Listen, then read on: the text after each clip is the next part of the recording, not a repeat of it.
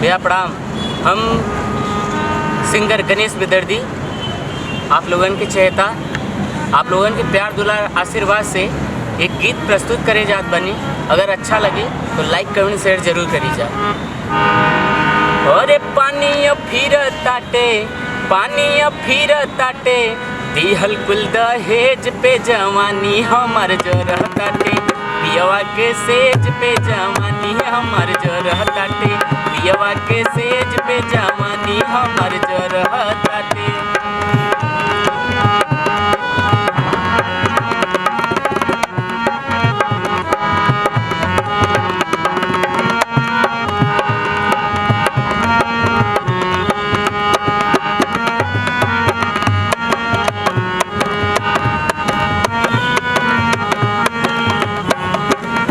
और का भैया, अरे आग लगोई अगुआ जी के ऐसनी अगुआई में, मन करता झोंक दी हम पंडित जी के कराई में।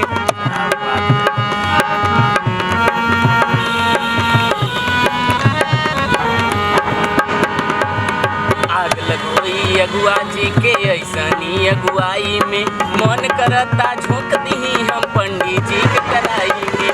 ना जाने कैसन पतरा, ना जाने कैसन पतरा, दिखलस बोली बेच के जवानी हमर जरह ताटे, पियवा के सेज पे जवानी हमर जरह ताटे, पियवा के सेज पे जवानी हमर जरह ताटे।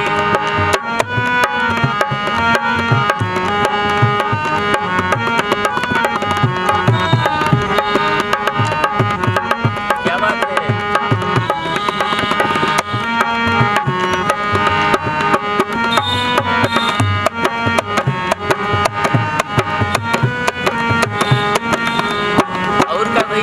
अरे एकरा से तनिक रहल है अरवा मुन्नैहरवा के, चुपे चोरी आवत रहे मिले रोजे घरवा में।